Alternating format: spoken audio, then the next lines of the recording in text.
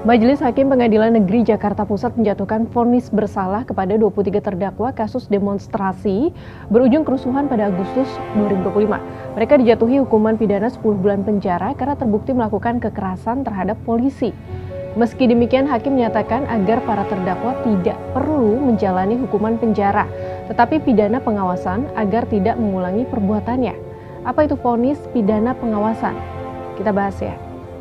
Ketua Majelis Hakim Sabtono di Pengadilan Negeri Jakarta Pusat Kamis 29 Januari 2026 menjatuhkan vonis pidana pengawasan untuk 23 terdakwa yang berusia antara 19 tahun dan 31 tahun. Para terdakwa ini tidak lagi menghuni penjara setelah sebelumnya mereka ditahan. Menurut Majelis Hakim, para terdakwa telah terbukti secara sah dan meyakinkan bersalah secara bersama-sama melakukan tindak pidana dengan kekerasan atau ancaman kekerasan melawan seorang pejabat yang sedang menjalankan tugas yang sah atau orang yang berkewajiban berdasarkan ketentuan peraturan perundang-undangan atau berdasarkan perintah yang sah dari pejabat.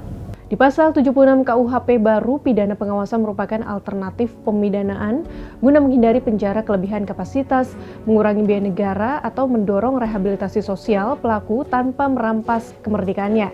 Pendekatan ini berfokus pada pemulihan dan reintegrasi pelaku ke masyarakat.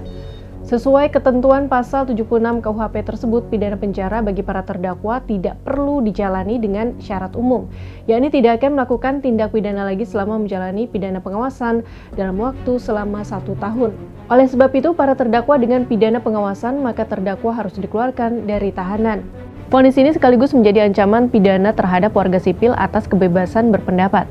Sebelumnya pada 15 Januari 2026, Majelis Hakim Pengadilan Negeri Jakarta Selatan memerintahkan agar terdakwa Laras Faizati yang juga tersangkut kasus hukum akibat demonstrasi akhir Agustus itu dibebaskan. Sama seperti 23 terdakwa ini, Laras juga dinyatakan terbukti bersalah. Hakim menyebut Laras menghasut untuk membakar kantor kepolisian. Direktur Eksekutif Amnesty International Indonesia Usman Hamid Minggu 25 Januari mengatakan penangkapan warga sipil terkait pendapatnya bukan sekadar awal dari era kerawanan. Justru hal ini menjadi fase terburuk menuju akhir dari era kebebasan berpendapat. Menurut dia, Majelis Hakim memang membebaskan Laras dari jeruji tahanan, namun Laras tetap dinyatakan bersalah. Hukuman itu seakan memotret ancaman yang mengintai atas pendapat yang dikeluarkan seorang warga. Kasus ini juga bagaikan puncak gunung es dari persoalan kebebasan berpendapat yang ada di negeri ini. Sahabat Kompas, bagaimana opini kamu terkait dengan vonis bebas Laras Faizati dan vonis pidana pengawasan bagi 23 warga sipil yang terlibat di demo Agustus 2025? Apakah sudah benar-benar adil keputusannya atau ada intayan ancaman kebebasan pendapat di baliknya?